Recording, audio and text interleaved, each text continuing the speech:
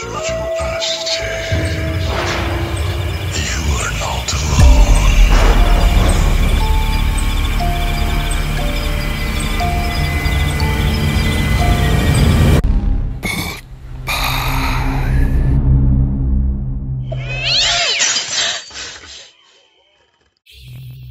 আপনারা যদি আমাদের এই চ্যানেলটি সাবস্ক্রাইব করেন এবং এক লাইক দেন, সেক্ষেত্রে এটা আমাদের সাহস যোগায়।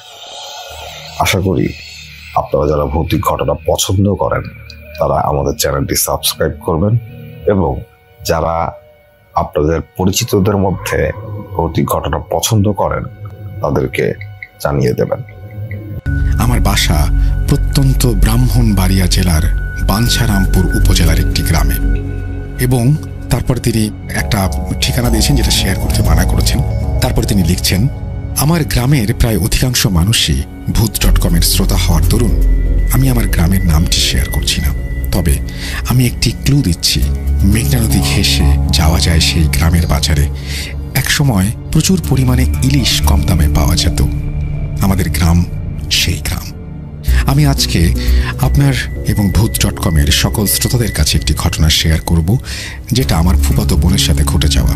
আমার ফুফাতো বোন সাইফা, ছদ্মনাম, বর্তমান বয়স 19। গত বছর 12 জুন 2021 তারিখে তার বিয়ে হয়েছে।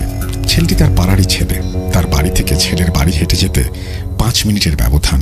তার স্বামী শাকিল, এটাও ছদ্মনাম, যে বর্তমানে মধ্যপ্রাচ্যে অর্থাৎ সৌদি আরবে একজন প্রবাসী হিসেবে আছে। তাদের 2 বছরের একটু বেশি রিলেশন ছিল এবং গত বছর ঘরোয়াভাবে কম সংখ্যক মানুষের সামনে ফোনে বিবাহ সম্পন্ন হয়েছে। এরপর শাকিল এখনো দেশে আসেনি। তাদের বিয়ে নিয়ে দুই পরিবারের মাঝেই কিছু সদস্যের আপত্তি ছিল, বিশেষ করে ছেলের মা ও ছেলের বড় বোন। এদের ঘোর আপত্তি ছিল, যা আমরা সমাধান করে আমরা 5 জন সাক্ষীর সহিত বিয়ে সম্পন্ন করি।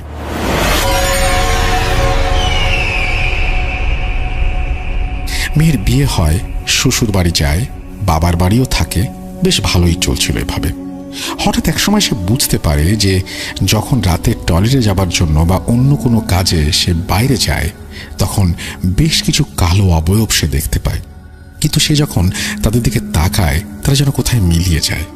এই কথা তার মা তার ফুপিকে বলার পর উনি এলাকার মসজিদের ইমাম সাহেবকে ঘটনাটি জানান। ইমাম সাহেব বিষয়টি জানার পর আন্টিকে বলেন উনি 3 ঘন্টা পর বিষয়টি জানাবেন। এসার পর উনি বাসায় যান এবং আন্টিকে বলেন, ওইগুলো কিছু বদজিন ছিল, সমস্যা নাই, এই মেয়েকে এরা কিছুই করবে না। এই মেয়ে পরহেজগার, 5 ওয়াক্ত নামাজ পড়া ও তসবিহ জপা আল্লাহর জিকির করার কারণে তারা তার কিছুই করতে পারবে না। আপনারা চিন্তা করবেন না, আমি একটু তেল পরা দিচ্ছি। এই মেয়েকে প্রতিদিন সন্ধ্যায় একটু করে মাথায় আর পায়ের তালুতে লাগাতে বলবেন, ইনশাল্লাহ সব ঠিক হয়ে যাবে। আমার ফুফাতো বোন সেই অনুযায়ী কাজ করাতে আর সমস্যা হয়নি। কিন্তু এই ঘটনা এখানেই শেষ নয়। এভাবে কিছুদিন ভালো চলার পর সাইফার ছোট ভাই আয়মান একদিন সন্ধ্যায় বাজার থেকে বাড়ি যাচ্ছিল। সে যেই রাস্তা দিয়ে যাচ্ছিল সেই রাস্তা সেদিন হঠাৎ করে নির্জন হয়ে যায়। মাগরিবের আজান হয়েছে, সবাই মসজিদে নামাজ আদায়ে ব্যস্ত। তখন সে নির্জন পথ দিয়ে যাবার সময় হঠাৎ করে পেছন থেকে একটি লম্বা কর্কশ ডাক শুনতে পায়, আয়মান। সে পিছনে তাকিয়ে দেখে কেউ নেই। সে ছোট মানুষ, আবারও সামনে চলতে থাকে। একটু পর হুট করে একটি 2 ফুট লম্বা কড়ই গাছের মোটা কাঁচা ডাল তার 2.5 হাত সামনে এসে সজোরে মাটিতে পড়ল। মনে হলো এখনই কেউ যেন গাছ থেকে টেনে ডালটি মাটিতে ফেলল। এটা দেখে সে ভয়ে চিৎকার দিয়ে দৌড় দিল এবং একটি মসজিদ পেয়ে সেখানে বারান্দায় দাঁড়ালো। সেখানে তার এক পাশের বাসার দাদুর সাথে দেখা হলে ওনাকে খুলে বলল সব ঘটনা। উনি ওনাকে বাসায় নিয়ে আসেন, তবে আসার সময় ওই স্থানে উনি কোনো ডাল দেখতে পাননি। সেদিন আয়মানকে একজন পরহেজগার মানুষ ঝাড়ফুঁক করে দেন এবং বলেন যেখানেই যাও মাগরিবের আগে বাসায় ফিরবে। এর কিছুদিন পর আমার বোন সাইফা রাতে ওর দাদির সাথে টয়লেটে যাওয়ার জন্য বের হলো। হঠাৎ করে দেখতে পায় একটি গোলাপি রঙের ড্রেস ও কালো ওড়না পরিহিত কেউ খুব জোরে দৌড় দিয়ে তাদের ছোট ঘর থেকে বের হয়ে পালিয়ে গেল। সে সেখানে চিৎকার দিয়ে ভয়ে অজ্ঞান হয়ে গেল। আন্টি ও আঙ্কেল দ্রুত বের হয়ে এসে তাকে বাসায় নিয়ে পানি ঢেলে কিছুটা স্বাভাবিক করল। মূল ঘটনা এখান থেকেই শুরু। গত 16 সেপ্টেম্বর 2022 শুক্রবার নাইমা হঠাৎ করে সন্ধ্যায় কি যেন বিড়বিড় করতে থাকে। কারোর সাথে কথা বলে না, নামাজও পড়ে না, স্বামী ফোন দিলে ফোনও ধরে না, চুল ছেড়ে বসে থাকে এবং চোখ দুটো অসম্ভব রকমের লাল হয়ে যায়। আন্টি কিছুটা আঁচ করতে পারেন। সে রাতে আন্টি সাইফার স্বামীর সাথে গভীর এই 3টি জিনকে বলি দিয়ে এবং 10টি বান কেটে দেয়। তাও পুরোপুরি সুস্থ হয়নি সে। বাড়িতে এসে সেই আগের মতোই, কোনো পরিবর্তন নেই। অবশেষে আমাদের একজন পরিচিত বুজুর্গ পরহেজগার ব্যক্তিকে আমরা আমন্ত্রণ জানাই এবং সকল সমস্যা ব্যক্ত করে সমাধান চাই। উনি আসেন। রাতে একটি ঘরে সাইফাকে নিয়ে ও আমাকে নিয়ে বসেন এবং উনি ওনার কার্যক্রম শুরু করেন। এতে সাইফা হঠাৎ করে রেগে আগুন হয়ে যায় আর চোখগুলো লাল হয়ে যায় তার। সঙ্গে সঙ্গে আমি সাইফার হাত চেপে ধরি।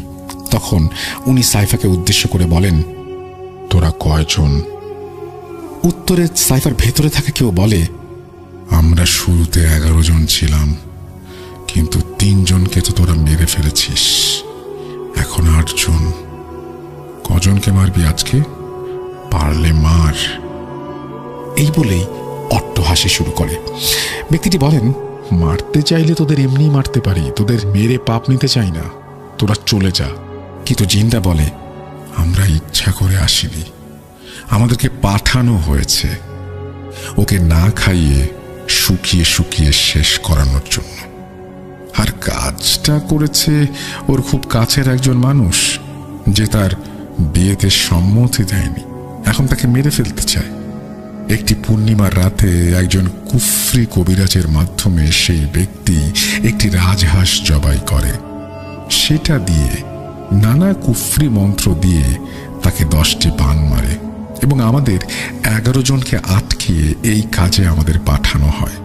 কিন্তু আমরা ওকে মারব না, ও খুব সুন্দর ও পরহেজগার, আমাদের ওকে ভালো লেগেছে, আমরা ওর সাথেই থাকবো, তবে ওর কোনো ক্ষতি করব না।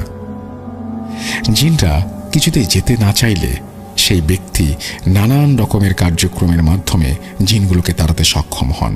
পরে সাইফার সুরক্ষার জন্য উনি সিদ্ধান্ত নেন বাড়ি বন্ধ করার।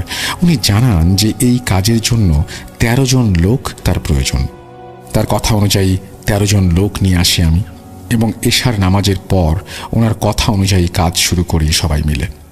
কি যে বলবো, যখন সবাই কাজ শুরু করি তখন বাড়ির বাইরে, বাড়ির ভেতরে এত পরিমাণ জোরে জোরে বাতাস বইতে শুরু করলো যেন টিনের চাল উড়িয়ে নিয়ে যাবে। যতক্ষণ পর্যন্ত কাজ চলেছিল ততক্ষণ পর্যন্ত সেটা চলেছিল। কাজ শেষ করার পর সব বিপদ কেটে পরিস্থিতি স্বাভাবিক হয়। পরে সেই ব্যক্তি সাইফাকে কিছু নিয়মকানুন মানতে বলেন এবং 45 দিন বাড়ির বাইরে পা রাখার জন্য নিষেধ করেন। এখনো 45 দিন হয়নি। যাই হোক, আলহামদুলিল্লাহ সে মোটামুটি সুস্থ আছে।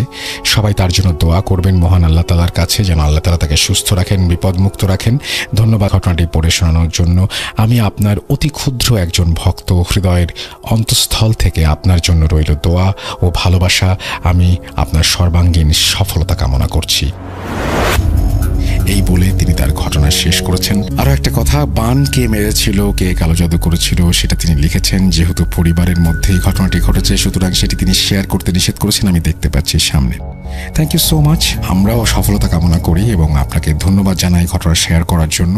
যখন আপনি ঘটনাটি পাঠিয়েছিলেন তারপরে 45 দিন পার হয়ে গেছে, আরও অনেক দিন পার হয়েছে আসলে। যদি আর কোনো কিছু ঘটে থাকে সেটাও আমাদের জানাবেন, যদি আর কোনো কিছু ঘটে নাও থাকে সেটাও আমাদেরকে জানাবেন। তিনি বলেছিলেন যে আমার নাম ঠিকানা শেয়ার করবেন। আমার বোন জামাই, ছোট ভাইয়ের নামগুলো ছদ্মনাম। আমি যেটা সাইফা, শাকিল, আয়মান হিসেবে ব্যবহার করেছি সেটাও চাইলে ব্যবহার করতে পারেন, বা আপনি নিজেও কোনো ছদ্মনাম দিয়ে দিতে পারেন। না, আমরা সাধারণত এটা করি না। আপনি যেভাবে ঘটনা পাঠাবেন সেভাবেই করি এবং আমরা কোনো ছদ্মনাম বা কোনো কিছু আসলে বসাই না। সুতরাং সেইভাবে আপনি যেভাবে পাঠিয়েছেন সেভাবেই পড়ে শোনালাম।